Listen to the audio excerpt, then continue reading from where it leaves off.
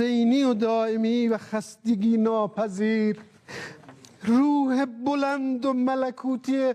کوه نستوه کوه ولایت،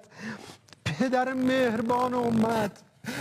رهبر و امام مسلمین، حضرت آیت الله العظمی سید علی حسینی خامنه ای در راه سربلندی حرم جمهوری اسلامی ایران شهد گوارای شهادت را نوشیدند و به ملکوت اعلی پیوستند. بعد از عمر اب تک کی سب سے بڑی خبر کہ ایران کے سپریم لیڈر آیت اللہ خامنائی امریکہ اور اسرائیلی حملے میں شہید ہو گئے۔ ایران کے سرکاری میڈیا نے آیت اللہ خامنائی کی شہادت کی تصدیق کی۔ ایرانی اینکر خبر سناتے ہوئے اپنے جذبات پر قابو نہ رکھ سکے اور رو پڑے۔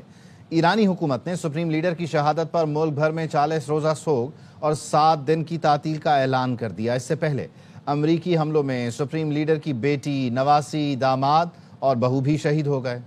ایرانی فوج نے سپریم لیڈر آیت اللہ خامنائی کی شہادت کا بدلہ لینے کا اعلان کر دیا ہے۔ امریکی میڈیا نے دعویٰ کیا ہے ایرانی نائب صدر محمد رضا عارف نے صدر کا عہدہ سنبھال لیا۔ ایرانی صدر مسعود پزشکیان سے متعلق تاحال کوئی اطلاع نہیں ملی ہے۔ تو اسرائیل نے ایران پر حملے شروع کیے ایک ایسے وقت میں کہ جب امریکہ اور ایران کے درمیان مذاکرات کا سلسلہ جاری تھا اور مذاکرات کے اس سلسلے کی ناکامی کی صورت میں امریکہ متنبع کرتا رہا کہ ہم کارروائی کریں گے اور ایران کو کسی صورت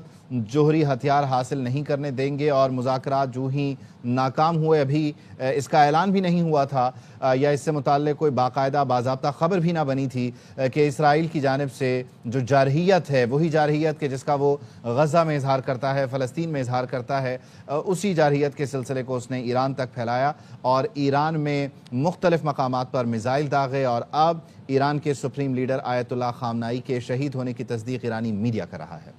حسینی و دائمی و خستگی ناپذیر، روح بلند و ملکوتی کوه نستوه کوه ولایت، پدر مهربان امت، رهبر و امام مسلمین،